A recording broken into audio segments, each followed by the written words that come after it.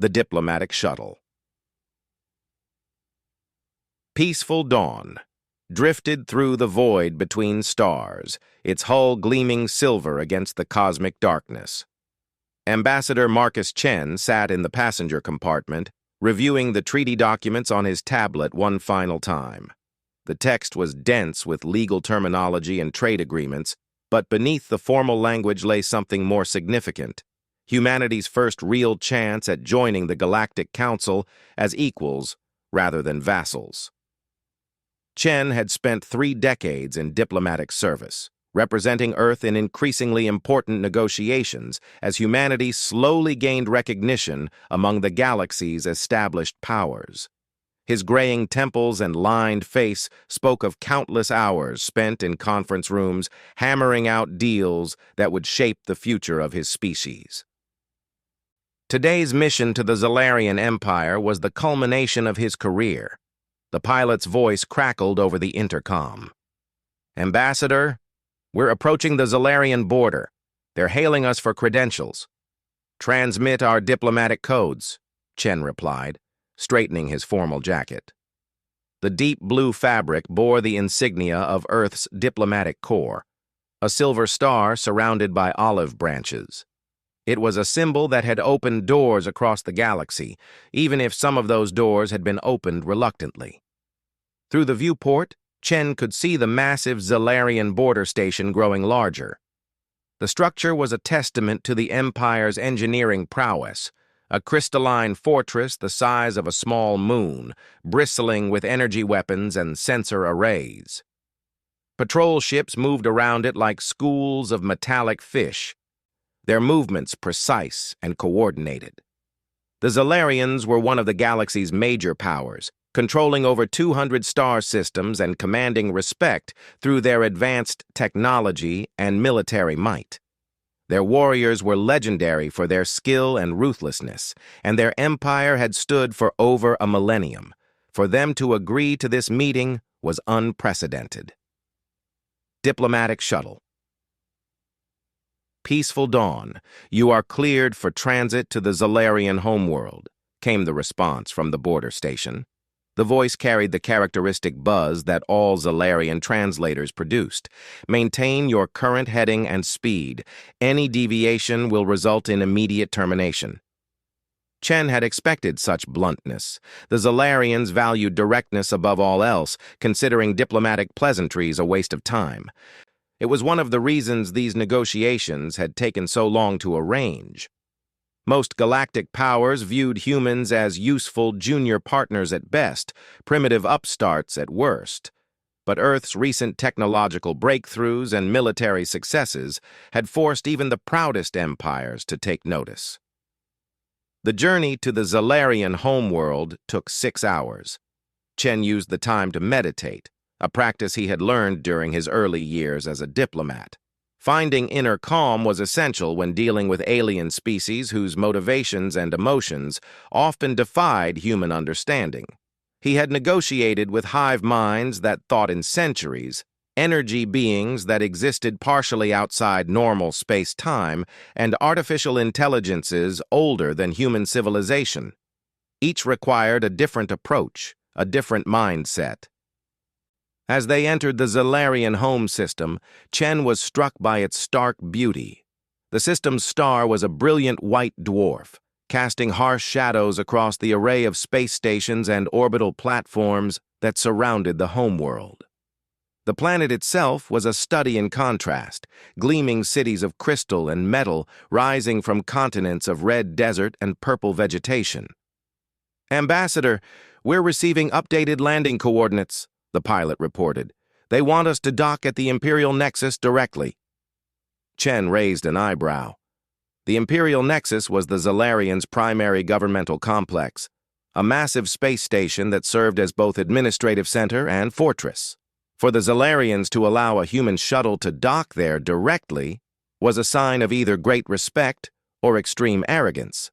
Given what he knew of Zalarian psychology, Chen suspected the latter. The docking procedures were handled with typical Zalarian efficiency.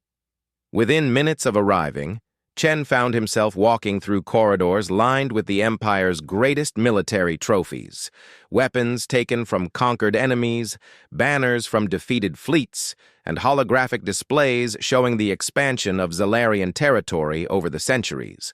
His escort was a young Zalarian officer named Kextar, whose four arms moved in complex patterns as he spoke, a form of supplementary communication unique to his species.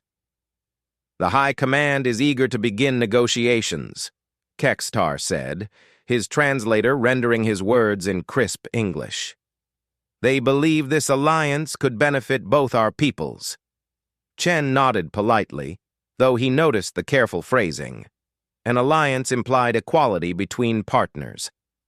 But the Zalarians had made it clear in preliminary communications that they viewed humans as junior members at best. Still, it was progress from their initial position that humanity should simply submit to Zalarian authority in exchange for protection. The negotiation chamber was a vast spherical room with the meeting table suspended at its center. Artificial gravity kept everyone oriented toward the table, regardless of where they stood in the room. It was an impressive display of technology, but Chen suspected it was also meant to be intimidating. The Zalarian delegation consisted of 5 individuals, each representing a different branch of their government. At their head sat General Vexmar, the Empire's supreme military commander and de facto ruler. Vexmar was typical of his species, tall, humanoid, but with scaled skin that shifted from deep green to gold depending on the light. His 4 arms were adorned with ceremonial armor that displayed his countless military achievements. When he spoke, his voice carried an authority that had commanded fleets across 1,000 battlefields. "Ambassador Chen," Vexmar said, rising from his seat, "the Zalarian Empire welcomes you. We understand you wish to discuss humanity's place within our sphere of influence." Chen placed his briefcase on the table and withdrew the treaty documents. "General, I believe there may be some misunderstanding about the nature of these negotiations. Humanity seeks a mutual defense pact and trade agreement between equals, not subordination to any empire." The silence that followed was telling. Several of the Zalarian delegates exchanged glances, and Chen could see their arm movements becoming more agitated. In Zalarian body language, this indicated either amusement or anger, sometimes both. "Equals?" General Vexmar's scales shifted toward a deeper gold, which Chen recognized as a sign of irritation. "Ambassador, your species has been spacefaring for less than 2 centuries. The Zalarian Empire has ruled the stars for over 40 times that long. We have technologies your people cannot comprehend, and military might that spans galaxies. In what way could we possibly be considered equals?" Chen had expected this response. He reached into his briefcase and withdrew a data pad containing Earth's latest military assessments and technological achievements. "General, I think you may be operating on outdated information about human capabilities. Perhaps we could review these files before proceeding." Vexmar gestured dismissively with 2 of his arms. "We are aware of your recent victories against the Korthak raiders and your successful defense of the Tau Ceti colonies. Impressive for such a young species, but hardly proof of equality with an empire that has conquered half the known galaxy." The negotiations continued for hours, with Chen patiently presenting Earth's case, while the Zalarian delegation responded with varying degrees of condescension. It became clear that they viewed this meeting as an opportunity to formalize human submission rather than establish genuine partnership. Chen found himself growing frustrated despite his diplomatic training, but he maintained his composure and continued to present logical arguments. As the day wore on, the Zalarian position became increasingly rigid. They offered humanity a place as a protected species within their empire, with Earth maintaining limited autonomy in exchange for military service and resource extraction rights. It was essentially a demand for vassalage wrapped in diplomatic language. "General," Chen said during a break in the formal proceedings, I'm afraid there seems to be a fundamental misunderstanding here. Humanity will not accept subordinate status to any power, no matter how ancient or mighty they claim to be. We seek partnership, not protection. Vexmar's scales flashed to deep red, a color Chen had never seen before in his diplomatic encounters with Zalarians. The general's 4 hands clenched into fists as he leaned across the table. You dare to refuse the generous offer of the Zalarian Empire? Vexmar's voice had dropped to a dangerous whisper. Do you have any idea what we could do to your pathetic little world? Your entire species could be wiped from existence before your primitive ships could even launch a response. Chen felt a familiar chill run down his spine. He had encountered threats before in his diplomatic career, but something in Vexmar's tone suggested this was not mere posturing. Still, he maintained his professional demeanor. General, I understand you may be disappointed in our position, but threatening Earth's destruction hardly seems conducive to productive negotiations. Perhaps we should take a recess and reconvene tomorrow with clearer heads. But Vexmar was beyond reason now. The red coloration in his scales had spread across his entire body, and his arm movements had become sharp and aggressive. There will be no tomorrow for you, human. You will serve the Empire willingly, or your species will serve as an example to others who forget their place. The general pressed a control on his wrist device, and immediately alarms began blaring throughout the station. Through the chamber's transparent walls, Chen could see Zalarian security forces moving through the corridors with weapons drawn. His escort, Kextar, stepped backward with obvious embarrassment. General Vexmar, the young officer said, surely this is unnecessary. The ambassador has diplomatic immunity under galactic law. Vexmar's laugh was harsh and bitter. Galactic law applies only to civilized species, not to primitives who refuse their proper place in the natural order. Take him to the detention cells. We will begin broadcasting his execution across human space within the hour. Let his death serve as a lesson to any other species that might consider defying the Zalarian Empire. Chen felt the familiar weight of the concealed weapons in his jacket and the emergency beacon in his briefcase. His diplomatic training included extensive preparation for situations exactly like this, though he had hoped never to use such skills. As Zalarian soldiers entered the chamber with energy weapons raised, Chen raised his hands in apparent surrender. General, this action will have severe consequences, he said calmly. Harming a diplomatic envoy is an act of war under every legal code in the galaxy. Let them come, Vexmar replied. The pathetic human fleet would not last an hour against Zalarian might. Your people will surrender within days rather than face extinction. As the soldiers moved to restrain him, Chen closed his eyes briefly and allowed himself a moment of genuine sadness. Not for himself, he had accepted the possibility of death when he chose the diplomatic service, but for what would happen next.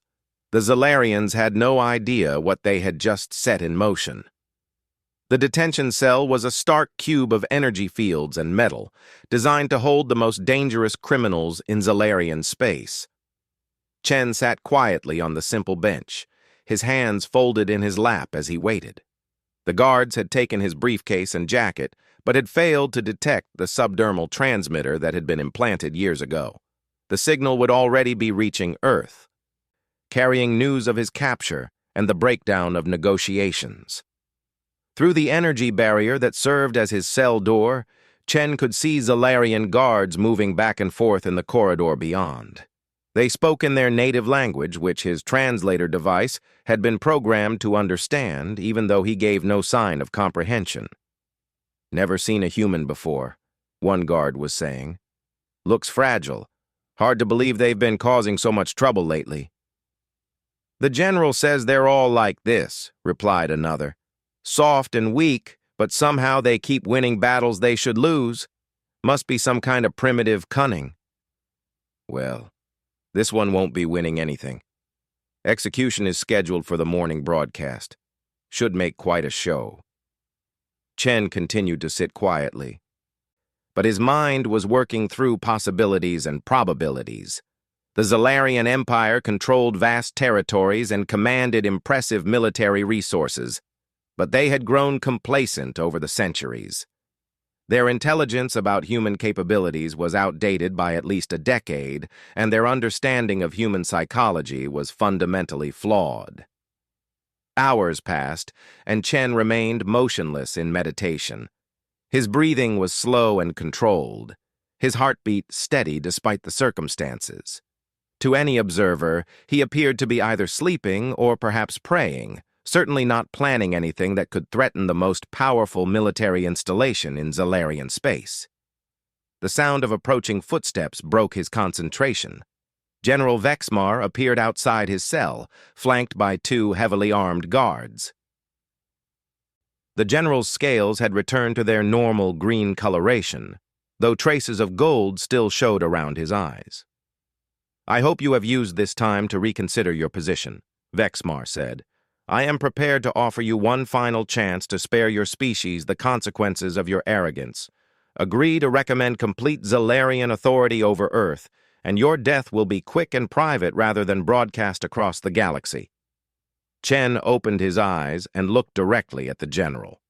For the first time since arriving at the station, he allowed his carefully maintained diplomatic mask to slip slightly.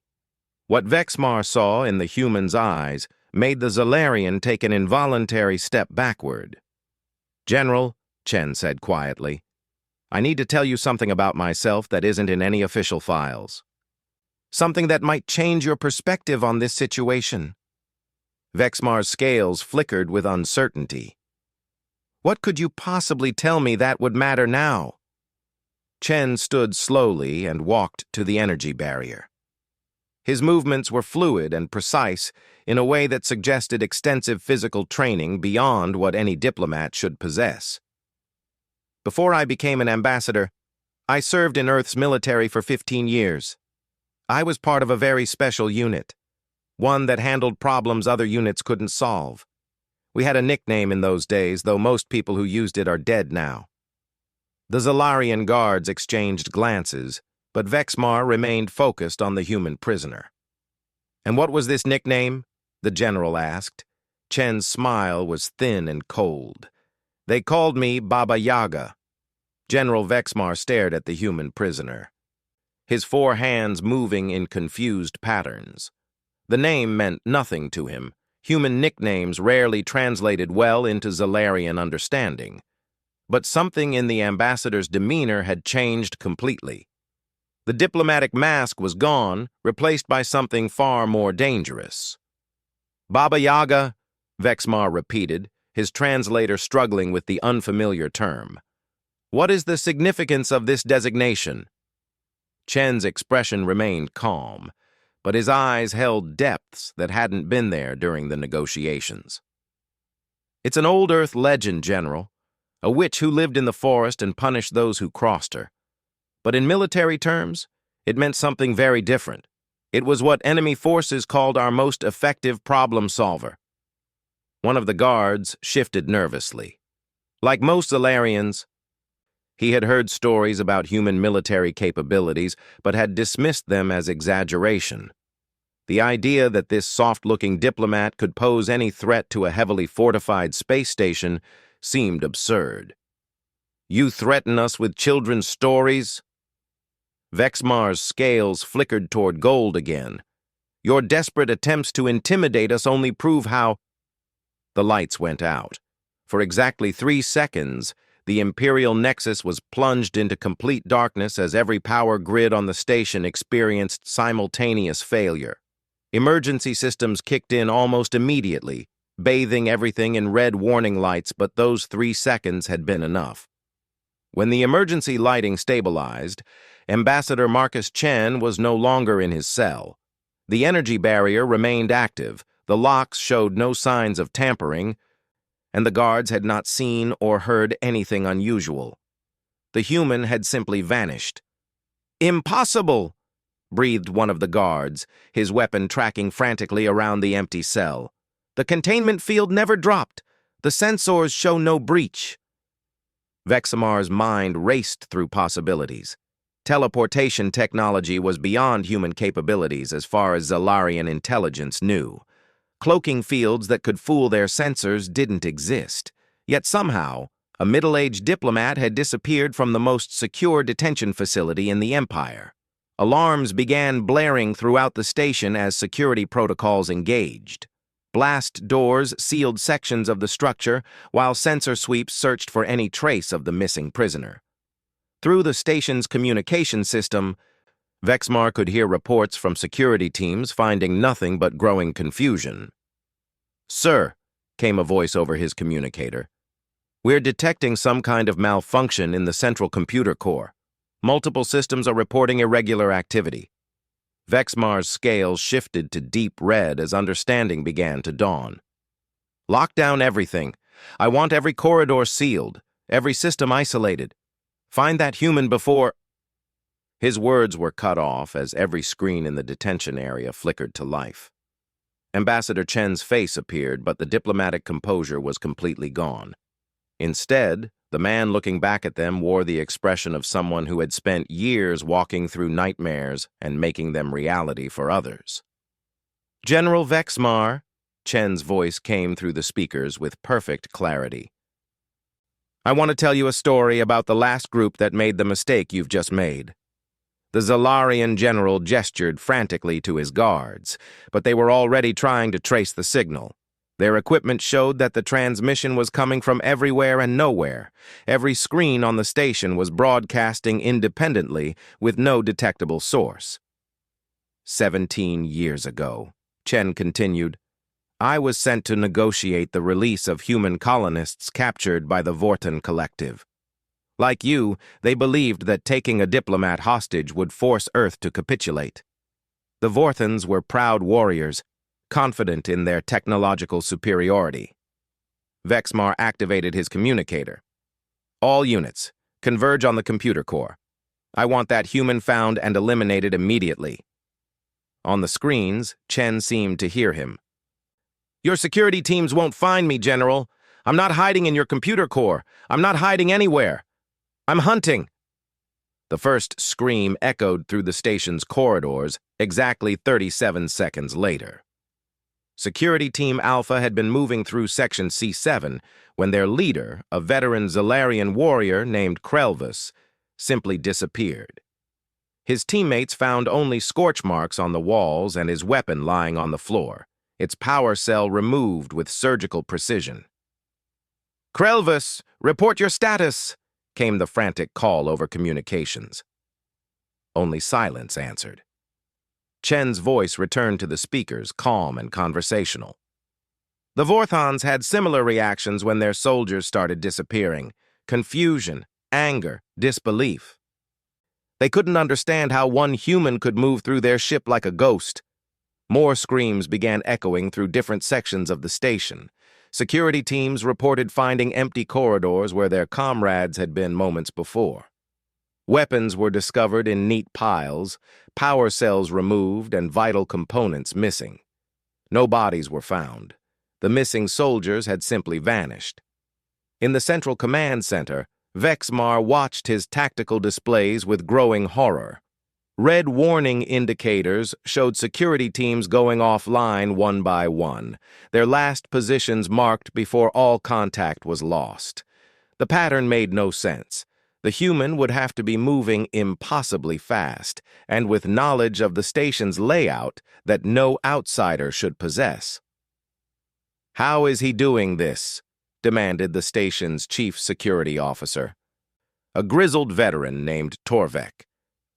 "One human cannot defeat our entire security force." Vexmar's 4 hands were trembling as he accessed intelligence files on human military capabilities. The data was fragmentary and often contradictory, but certain patterns emerged.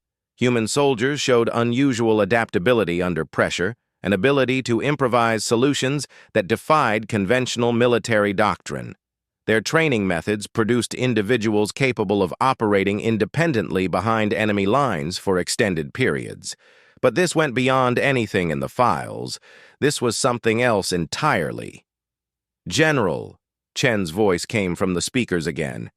"You should know that the Vorthans eventually released their human prisoners. It took the complete destruction of their flagship and the capture of their supreme commander, but they learned to be more reasonable."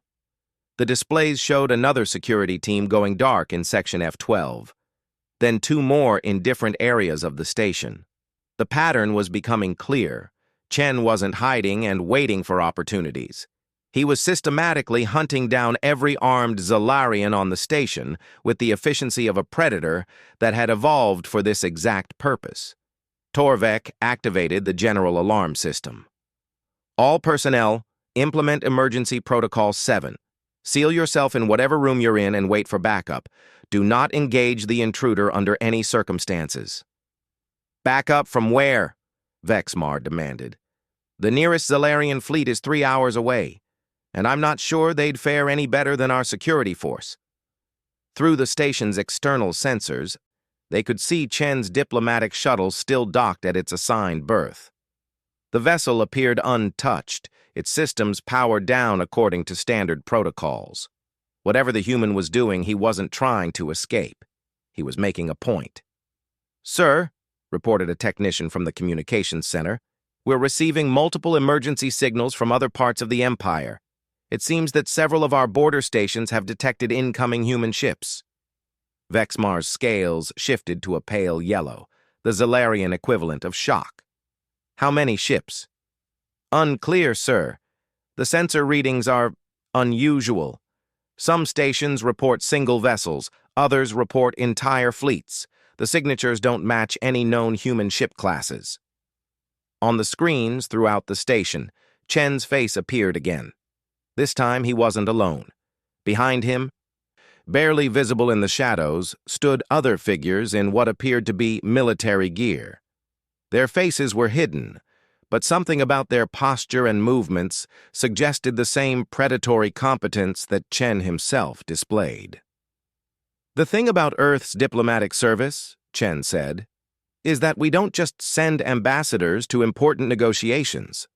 We send people who can ensure those negotiations have the desired outcome, regardless of how the other party initially responds." Vexmar realized with growing horror that he had fundamentally misunderstood the entire situation. The diplomatic mission hadn't failed. This had been the plan from the beginning.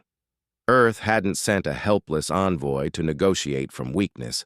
They had sent a weapon disguised as a diplomat, backed by forces that were already in position to respond to exactly this scenario.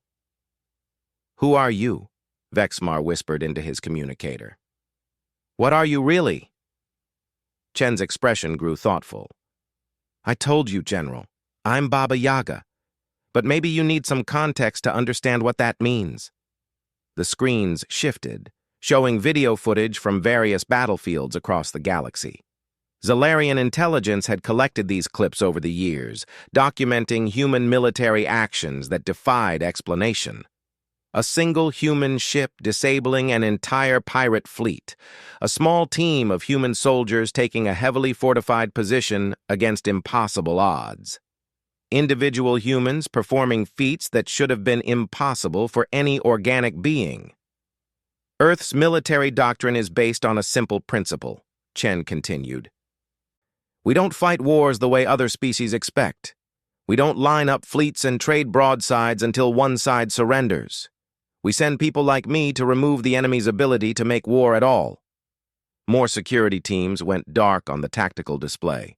The pattern was accelerating. Whatever Chen was doing, he was getting more efficient at it. The few surviving security personnel had barricaded themselves in reinforced positions, but even those were falling silent, one by one. "The Korthak raiders learned this lesson," Chen said. "So did the Zirion hegemony when they tried to claim human colonies as slave territories. The Crystalline Collective discovered it when they attempted to harvest human minds for their computational matrices. Each time, they made the same mistake you've made." "What mistake?" Vexmar found himself asking, despite his better judgment. They assumed that humanity's diplomatic overtures were a sign of weakness. They thought that because we preferred negotiation to violence, we were incapable of effective violence. They never considered the possibility that we offer diplomacy first because we know exactly what happens when diplomacy fails. The last security team went dark. According to the tactical display, Chen had neutralized over 200 trained Zalarian soldiers in less than an hour without raising any general alarms or causing significant structural damage to the station. The efficiency was terrifying in its implications. Now, Chen said, we come to the interesting part. Your empire spans hundreds of star systems and commands fleets that could shatter worlds. But all of that power is controlled from facilities like this one, by individuals like you. And right now, I'm standing outside your command center with a very simple question. Vexmar looked at the sealed blast door that protected the command center. It was made from materials that could withstand direct hits from battleship weapons. The lock required biometric confirmation from 3 different senior officers. The defense systems were automated and lethal. What question? He managed to ask. Would you like to revise your earlier position regarding humanity's place in galactic affairs? The blast door began to glow.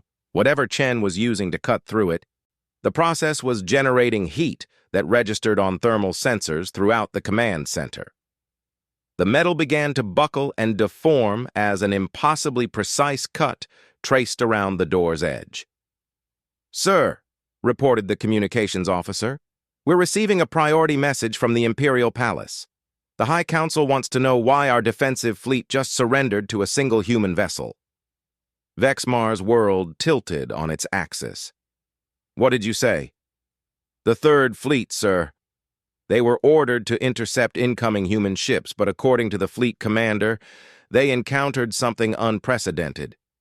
The human vessel transmitted a message consisting of just 3 words. And then every Zalarian ship captain in the fleet immediately ordered their crews to stand down and prepare for boarding. What 3 words? Before the communications officer could answer, the blast door fell inward with a crash that shook the entire command center. Through the smoke and debris stepped Ambassador Marcus Chen, but he no longer resembled the diplomatic figure who had arrived that morning. His formal jacket was gone, replaced by form-fitting tactical gear that seemed to absorb light rather than reflect it. Weapons that hadn't been there before were now visible at various points on his body, and his movements carried the fluid grace of someone who had spent decades turning violence into an art form.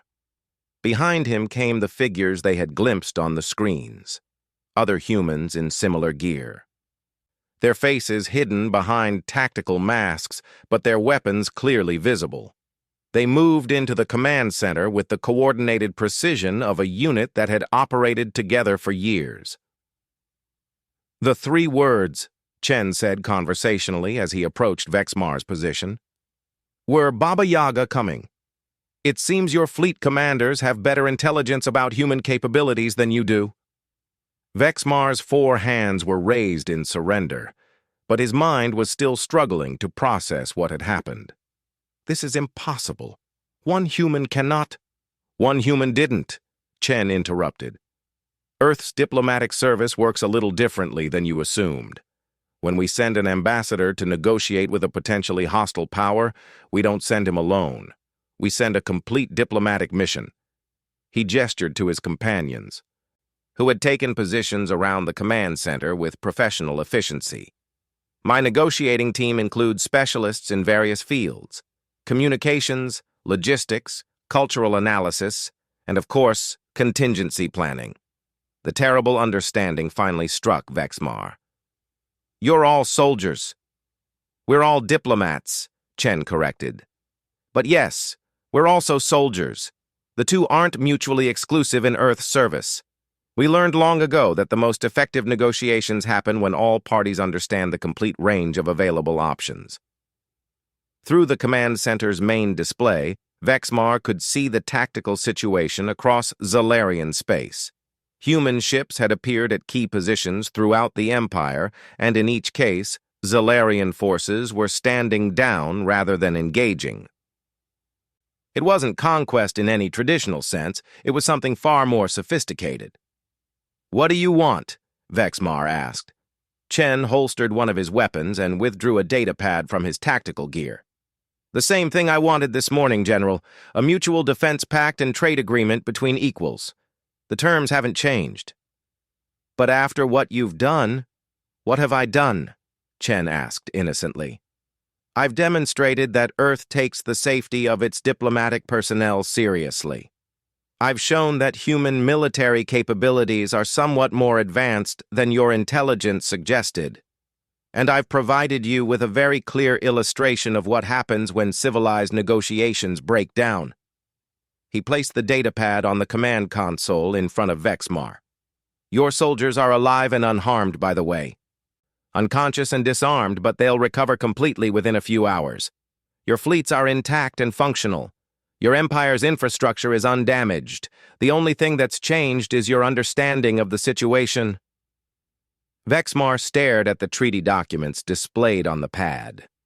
The terms were exactly what Chen had proposed that morning: mutual cooperation between equals, with neither species subordinate to the other. But now those terms carried very different implications. "If I sign this," Vexmar said slowly, "what guarantee do I have that Earth won't use these capabilities against the Zalarian Empire in the future?" Chen's expression grew serious. "General, if Earth wanted to conquer the Zalarian Empire, would I have bothered with negotiations at all? We could have simply appeared in your system, disabled your defenses, and dictated terms. Instead, we followed proper diplomatic protocols and gave you every opportunity to reach an agreement through civilized discourse." He gestured toward the displays showing human ships throughout Zalarian space. "Those vessels will withdraw the moment you sign the treaty. Their crews will return to Earth, and this incident will be recorded as a successful diplomatic mission. But if you refuse—" The threat hung in the air unspoken, all the more terrifying for its restraint. Vexmar realized that he was seeing human warfare at its most sophisticated level, not the crude application of superior firepower, but the surgical application of precise force to achieve specific political objectives.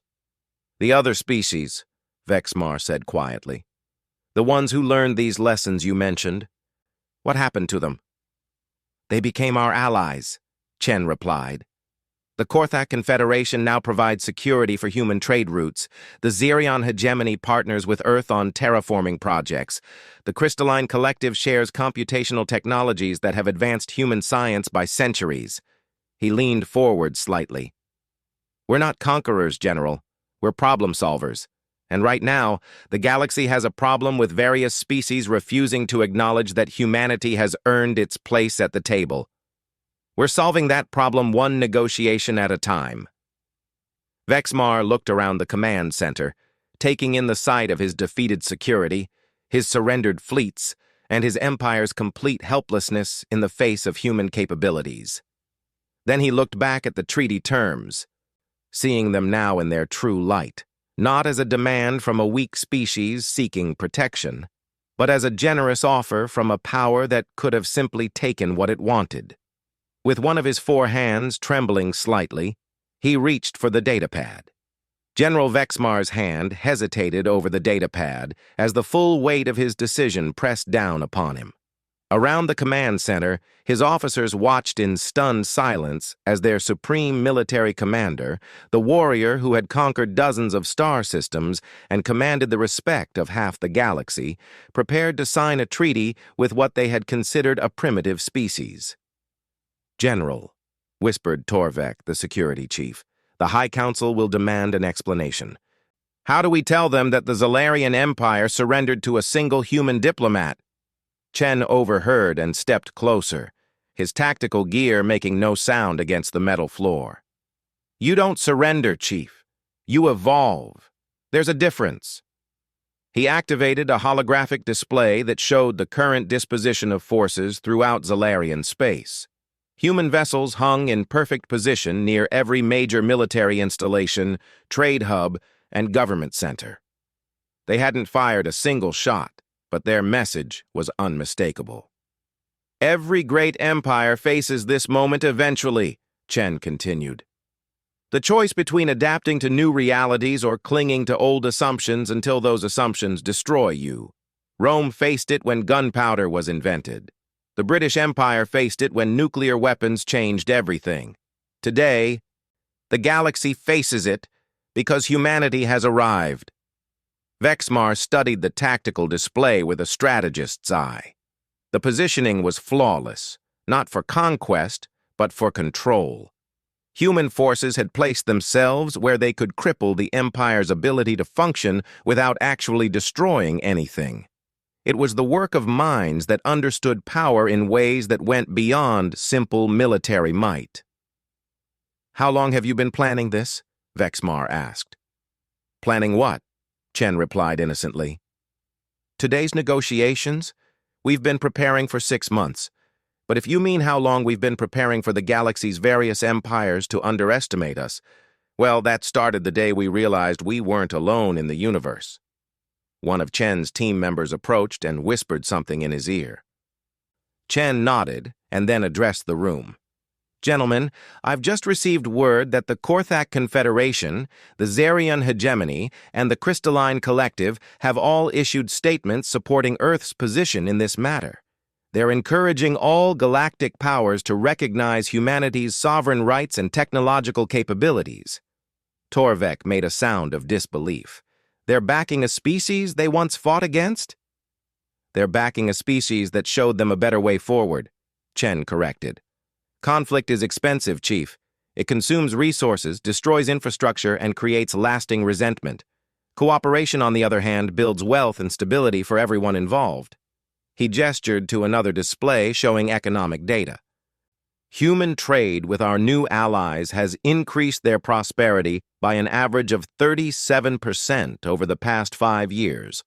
Our technological exchanges have advanced their sciences while improving our own. Our military partnerships have made their borders more secure while reducing the need for massive standing fleets." Vexmar was beginning to understand the true scope of what humanity had accomplished. This wasn't just about military superiority, it was about offering something better than the constant struggle for dominance that had characterized galactic politics for millennia. "You're changing the rules of the game," he said. "We're playing a different game entirely," Chen agreed. "One where victory means everyone prospers rather than one side conquering the other." A new voice cut through the conversation as the command center's main communication array activated. "Imperial Nexus, this is Admiral Kesa'ara of the 5th Fleet. I'm receiving orders from the High Council to engage the human vessels in our sector." Vexmar grabbed his communicator. "Belay that order, Admiral. I'm in active negotiations with human representatives." "Sir, with respect, the High Council's orders take precedence over field negotiations. I'm moving to attack position now." Chen's expression didn't change, but something in his posture suggested heightened alertness. He touched a control on his wrist device and spoke quietly into what appeared to be empty air. "Contingency 7, execute on my mark." Through the tactical display, they could see Admiral Kesara's fleet moving into position around the single human vessel in their sector. 15 Zalarian battleships against 1 unknown human ship, odds that would have been laughably one-sided under normal circumstances. "Admiral," Vexmar called urgently, "do not engage. Stand down immediately." But Kesara had spent 40 years fighting battles the traditional way. "Negative, sir. Engaging now." The display showed energy weapons firing from all 15 Zalarian ships simultaneously, concentrating their firepower on the human vessel. For a moment, the screen was filled with brilliant light as enough destructive energy to vaporize a small moon focused on a single target. When the light faded, the human ship was gone. "Target destroyed," came Kesara's triumphant voice. "Unknown vessel eliminated. No debris detected. Complete vaporization achieved." Vexmar felt a chill of realization. Chen had shown no concern at all during the exchange, despite watching one of his own vessels apparently destroyed. Either the human was remarkably cold-blooded about losing his people, or something else was happening. Admiral, Vexmar said carefully, conduct a full sensor sweep of your area. Already in progress, sir. No signs of any human... Wait. The Admiral's voice changed, taking on a note of confusion. Sir, I'm detecting 15 new contacts in our vicinity. The tactical display updated, showing Admiral Kesara's fleet surrounded by human vessels. Not one ship, 15 ships, each one positioned perfectly behind a Zalarian battleship. Impossible, breathed Torvek. They appeared out of nowhere. Chen finally spoke into his communicator. Human Task Force 7 to Zalarian Admiral Kesara. Your weapons are now offline. Your engines are now offline. Your communications are now restricted to this frequency. Admiral, would you care to reconsider your tactical situation? Kesara's response was barely a whisper. Where did you come from? We've been here the entire time, Admiral. One visible ship to establish position, 14 cloaked vessels to provide context. Your sensors detected exactly what we wanted them to detect. The implications hit Vexmar like a physical blow. Human cloaking technology was generations beyond anything the Zalarians possessed. A single human ship could become 15 without warning, and their weapons could disable Zalarian vessels without destroying them. The technological gap wasn't just significant, it was overwhelming. Admiral Kesara, Vexmar called over the communicator, stand down all weapons and await further orders. Sir, came the Admiral's shaken response, my weapons are already down. The humans disabled them without even targeting our ships directly. I don't understand how they... You don't need to understand, Admiral, Chen interrupted gently. You just need to recognize that continued resistance will accomplish nothing except demonstrating human capabilities that you'd probably prefer remained classified. Chen turned back to Vexmar with an expression of mild regret. I apologize for the demonstration, General, but sometimes practical examples are more convincing than theoretical discussions. Your Admiral Kesara is an experienced officer, and if she can be neutralized this easily, what does that suggest about the rest of your fleet? The answer was obvious, but Vexmar found himself reluctant to voice it. The Zalarian Empire's military might, built over 1,000 years of conquest and expansion, had become irrelevant overnight, not just outmatched, but fundamentally obsolete. Your ships will withdraw? He asked. The moment you sign that treaty, Chen confirmed, and they won't return unless you specifically request their assistance. We're not interested in occupying Zalarian space or controlling your government. We simply want recognition of humanity's place as equals in galactic affairs.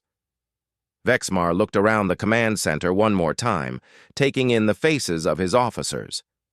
They were all career military personnel who had devoted their lives to Zalarian superiority. Now they were witnessing that superiority evaporate in the face of a species they had dismissed as insignificant. But perhaps that wasn't entirely accurate. Perhaps what they were witnessing was evolution. The galaxy moving towards something better than endless cycles of conquest and domination. Vexmar placed his hand on the datapad and activated the biometric scanner. I hereby authorize the signing of this mutual defense and trade agreement between the Zalarian Empire and the human species of Earth. The moment his authorization registered, changes began appearing across every display in the command center. Human ships throughout Zalarian space began moving away from their positions, not retreating but simply withdrawing to the edge of sensor range. They remained visible, but no longer in threatening positions. Congratulations, General, Chen said, extending his hand in the human gesture of respect. I believe this marks the beginning of a very productive partnership. As Vexmar awkwardly attempted to shake hands with his 4 arms, alarms began sounding again throughout the station. But these were different alarms. Incoming priority communications rather than security alerts. Sir, reported the communications officer, we're receiving messages from across the Empire. Other powers are requesting similar negotiations with human representatives. The Thrace Hegemony, the Stellar Consortium, the Independent Worlds Alliance, they're all asking for immediate diplomatic contact with Earth. Chen smiled. News travels fast in the galaxy. I suspect your fellow leaders are reassessing their positions regarding humanity's diplomatic overtures. Another message arrived, this one causing the communications officer to look puzzled. Sir, this is strange. I'm receiving a message from the Galactic Council itself. They're extending an invitation for Earth to join as a full member with immediate voting rights. Fascinating, Chen said. Usually that process takes decades of applications and evaluations. I wonder what could have prompted such efficiency. Vexmar understood perfectly. Word of what had happened here was already spreading through diplomatic channels. Every major power in the galaxy was now scrambling to establish good relations with humanity before they found themselves on the wrong side of Earth's diplomatic efforts. What happens now? Vexmar asked. Chen was already packing his equipment, his team moving with the same professional efficiency they had displayed throughout the operation. Now we proceed exactly as if this had been a normal diplomatic meeting. Trade negotiations will begin next month. Military cooperation protocols will be established. Cultural exchange programs will be initiated. He paused in his packing to look directly at the general. And you'll discover that humans make much better allies than we do problems to be solved. As Chen's team prepared to leave, Vexmar found himself with one final question. The other species you mentioned, the ones who became your allies, did they all require demonstrations like this? Most of them, Chen admitted. It seems to be a common trait among spacefaring civilizations. They assume that diplomatic courtesy indicates weakness rather than strength. They have to see the complete picture before they can accept that cooperation might serve their interests better than domination. He shouldered his pack and moved toward the door. The Zalarian Empire has stood for over 1,000 years, General. Now it has the opportunity to stand for 1,000 more, but as part of something larger than itself. I think you'll find the experience educational. After the humans departed, Vexmar stood alone in his command center, watching the displays that showed human vessels withdrawing from Zalarian space exactly as promised. His officers were busy implementing the treaty provisions and opening communication channels with Earth's trade representatives. The transformation was remarkable in its scope and speed. Within hours of the treaty signing, Zalarian space was buzzing with new activity. Human technical teams were offering assistance with infrastructure improvements. Earth's merchants were presenting trade proposals that promised mutual prosperity. Cultural exchange programs were being established to promote understanding between the species. It was, Vexmar realized, exactly what Chen had promised. Not conquest disguised as diplomacy, but actual diplomacy backed by the capability to ensure successful outcomes. A message appeared on his personal communicator, a priority transmission from the High Council. General Vexmar, came the voice of Supreme Chancellor Morthak, the Empire's highest civilian authority. I've been reviewing reports of today's negotiations. The Council requires a full briefing on these new human capabilities. Vexmar considered his response carefully. How did one explain that everything the Zalarian Empire thought it knew about galactic power structures had just been proven wrong? How did one convey that a species they had dismissed as primitive newcomers was apparently the most sophisticated military force in the galaxy? Chancellor, he said finally, I recommend that the High Council schedule immediate diplomatic meetings with human representatives. I believe we have much to learn from our new allies. Allies? The Chancellor's voice carried surprise and perhaps a hint of outrage. Vexmar, we are the Zalarian Empire. We do not have allies. We have subjects and enemies. With respect, Chancellor, I believe that paradigm has just become obsolete. Through his office window, Vexmar could see Chen's diplomatic shuttle departing the station, carrying the ambassador back to Earth with news of another successful negotiation. But this had been more than just a treaty signing. This had been a fundamental shift in galactic power dynamics, orchestrated by a species that had turned diplomacy into the most sophisticated form of warfare imaginable. As the human shuttle disappeared into hyperspace, Vexmar found himself looking forward to the future for the first time in years. The Zalarian Empire would endure, but it would also evolve. And perhaps in time they would learn to play humanity's different game, one where victory meant everyone prospered.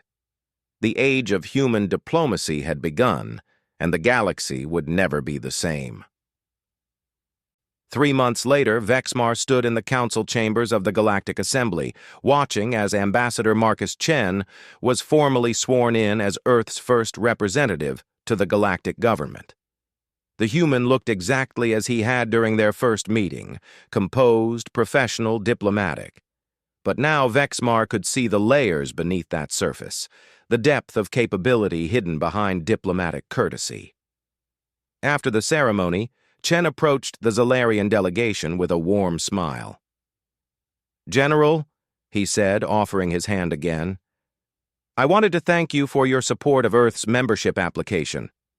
Your recommendation carried significant weight with the Council." Vexmar returned the handshake, now comfortable with the human gesture. "Ambassador, I believe I owe you thanks as well. Trade between our species has exceeded all projections, and the technological exchanges have benefited both our peoples significantly." "I'm glad to hear it," Chen replied. "Though I should mention that Earth is planning to expand our diplomatic service. We'll be sending more ambassadors to establish relations with species that haven't yet encountered human negotiating techniques." The slight emphasis on negotiating techniques made Vexmar suppress what humans called a smile. "I'm sure they'll find the experience educational." "I certainly hope so," Chen said. "After all, diplomacy only works when all parties understand the complete range of available options." As Chen moved on to greet other delegates, Vexmar reflected on how much had changed. The Zalarian Empire was stronger now, more prosperous and more secure than it had been in centuries. They had learned to be part of something larger than themselves, and the galaxy was a better place for it. Behind Chen, barely visible among the crowd of dignitaries and officials, Vexmar caught glimpses of other humans in formal dress. To anyone else, they looked like ordinary diplomatic staff. But Vexmar had learned to recognize the signs, the way they moved, the way they positioned themselves, the subtle attention they paid to everything around them. Baba Yaga had indeed come to the galaxy, and under the guise of diplomacy, humanity was solving problems that had plagued galactic civilization for millennia, one negotiation at a time.